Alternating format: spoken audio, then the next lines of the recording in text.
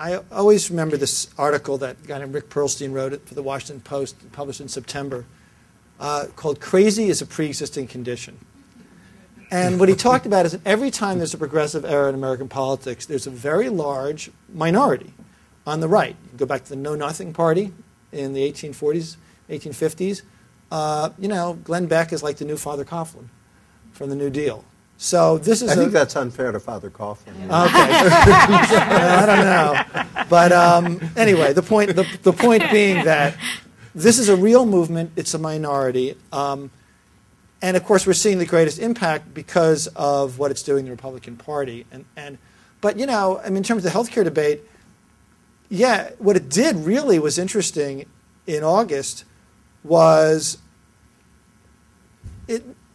any chance of bipartisanship went out the window, because someone like Chuck Grassley, who I think really was being led down the primrose path, as Jackie said, there was no way Republicans were in any way entertain any kind of compromise after that, and it forced was a partisan situation that much more partisan, and I think we're going to continue to see the incredible inability to be bipartisan being driven by that more than anything else. I think the Tea Party movement, well, first of all, a story about August, I sort of started hearing that not all the meetings were like the ones you saw on television, and so I spent time on the phone with a lot of Democratic members of Congress. And I had a wonderful conversation with David Price, great congressman from North Carolina, who told me the story that he had a town meeting, about 1,000 people.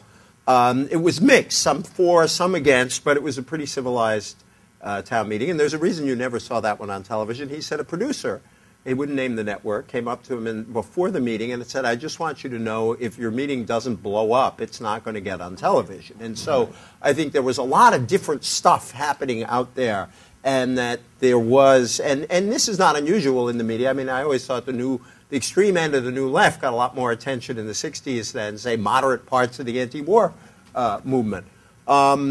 But I do think that's a fact. And I see the Tea Party, I think Richard's exactly right in terms of this happens over and over again in our history. We do have a 20 to 30% of the country is quite conservative or very conservative. By most estimates, people who more or less have Tea Party views are probably 15, 20% of the country. I think almost all their influences in the Republican Party.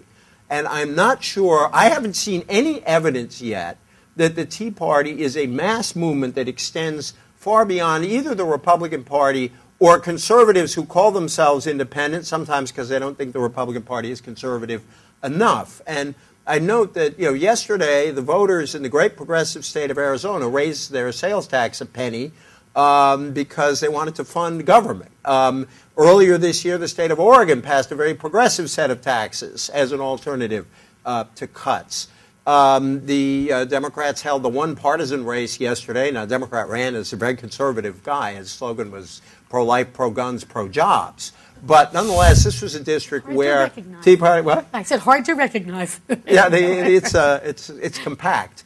But the Republican ran the usual anti-campaign, and it didn't, again, anti-Pelosi, anti-Obama, and it didn't do anything. The Democrat won by 9 points. So I think that it will push the Republican Party to the right, which is unfortunate because a lot of times in the past, moderate to progressive Republicans have played a role in reform. I think it's much harder for that to happen now. But I'm still not convinced this is an enormous social movement that moves the whole country.